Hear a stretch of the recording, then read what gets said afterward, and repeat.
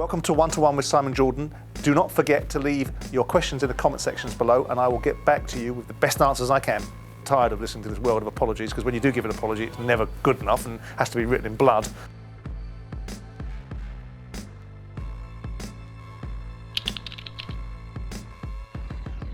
No, I don't have anything to apologise for. I questioned the veracity of the opportunity he may have to win the Premier League or to win anything. I actually started off with saying, you will never win the Premier League, you'll never overtake Pep Guardiola, you'll never overtake Klopp, you'll never overtake these elite managers. Now, there's a distinct possibility after drawing Granada and teams of that ilk that they will win the Europa League. And if anything, I should give an acknowledgement of the fact that I changed my subject and got a little bit braver and actually said, rather than that they won't win the Premier League, they'll actually win nothing. So I'm going to be hoisted by my own petard if they win the Europa League.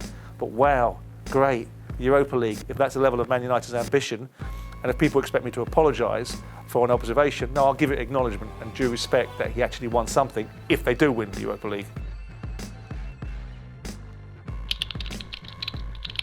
I think it was puerile. I thought it was snide. I thought it was childish. Probably the 10 grand he bet on it wasn't even his own money.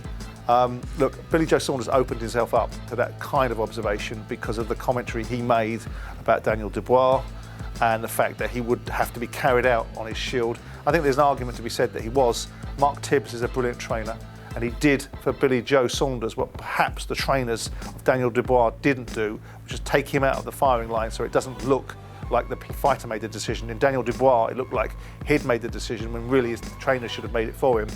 I thought Eubank was classless. You know, I'm not a great admirer of his father either, but by definition, he's a good fighter.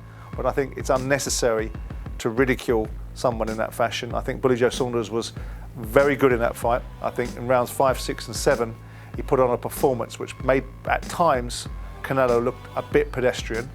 But then again, Canelo Alvarez, you know, is an elite fighter and caught up with Billy Joe Saunders in the end.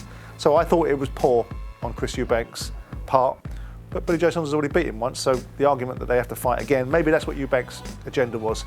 I'll bait and I'll aggravate and I'll be a bit snide and maybe I'll get another bite of the cherry.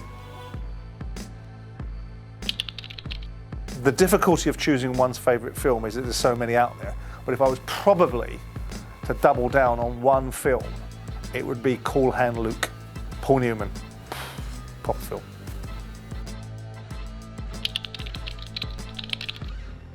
Governance around football finances is absolutely imperative. If we've seen nothing or learnt nothing more to the point from the ESL, it is around the challenges of the football finances that are currently out there. These clubs may well have acted in any climate in this fashion, i.e. the so-called Big Six, but even more so when they're trying to get control of the finances that they may well have lost. I'm absolutely in the camp of salary caps. I was disappointed when I saw the ridiculous PFA challenging the legality of salary caps in the Football League pyramids. And the idea that salary caps are a necessary evil to serve the greater good is absolutely where it should be. Now, going to the question of whether UEFA or the Premier League itself, not so much FIFA, but specifically UEFA and the Premier League, because they're governors of the domestic game in European terms and ultimately in domestic terms, should enforce it. And if it was a 50% salary cap, then you'd see football clubs not needing benefactors. You'd not need billionaire owners, and you'd not have fans that were disgruntled by the nature of people that wanted to take football clubs for different reasons than just emptying their wallet into them. Look, how they would enforce it, well, if you want to do something, if you want people to stand back 10 yards on a football pitch, you get a spray can and make sure that people do things properly. If you want to enforce something, then you can enforce it. The challenge is that they haven't really enforced financial fair play very well, and people have found ways to get around it.